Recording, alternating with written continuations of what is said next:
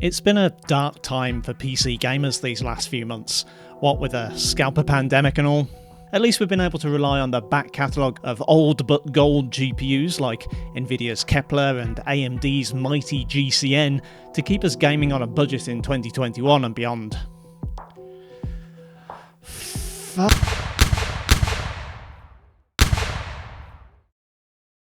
So this was kind of a last minute thing on my part, but I saw the news and I thought I needed to say something. Nvidia's announcement that Kepler was no longer to be supported in future driver updates probably isn't too much of a surprise. A lot of people have felt that Kepler wasn't well supported in the first place, with Nvidia very quickly wanting to move on to Maxwell. As disappointing as it is that expensive cards like the GTX 770, 780 Ti and the first gen Titan are all starting to look like high-tech paperweights, it comes as a bigger shock, I think, that AMD are finally saying goodbye to GCN's 1 to 3. This means Radeon HD 7000 series, 200 and 300 series won't see future software support and will one day have the same compatibility issues as the HD 6000 series does now. If you felt like fine wine was too good to be true, you might be right, as it looks like the days of 2013 cards packing a punch 8 years later are pretty much numbered. This is the nature of business, sure. Now the 8th gen consoles are being phased out, keeping staff working on software development for old, out-of-date architectures will have a declining benefit to the company.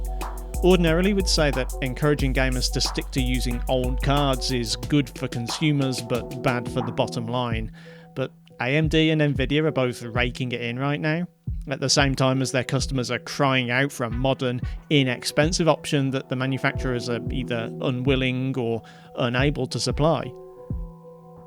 It feels almost cruel. I mean, what are we supposed to do exactly? If you have a £100 to £200 budget, or whatever the equivalent is in your local currency, what exactly can you buy that AMD is willing to support? At least some Nvidia partners tried rehashing some Pascal and Turing cards, though of course they ended up being scalped too. On the used market you can pick up a GTX 9 series or a low-end 10 series and be pretty confident it will be supported for a while longer. But what of AMD? An RX 460? A 550? I haven't tested them yet, but they look like they're more in line with an R9 270 in performance and not really worth the £80 to £100 asking price. After that, there's a pretty big gap to even the 4GB RX 470, which the cheapest I can find is about £140, and more realistically it's £180 or higher. Sorry, like I said, this video is a bit of a rush and a bit unfocused. Obviously it's a big deal for me personally, as my first and most popular videos are me talking about how great the R9 200 cards are. I actually have a bunch of other Radeon cards waiting to review that have now all been lined up for retirement, so it's definitely going to change the tone of my future videos. Next month I've lined up a series of videos entitled Goodbye Kepler. I think the month after might now have to feature a GCN retrospective. I hope people who've watched my videos don't feel too hard done by. Obviously, on my recommendation it's possible some people have bought R9 270Xs, 280s and 290Xs to play in modern games. For a lot of people those videos are going to remain true and valid for at least a while longer, though with live service games like Fortnite and Apex Legends, there's the chance that future updates will hurt performance on these affected cards. Imagine a Warzone update that breaks the game on lower end hardware.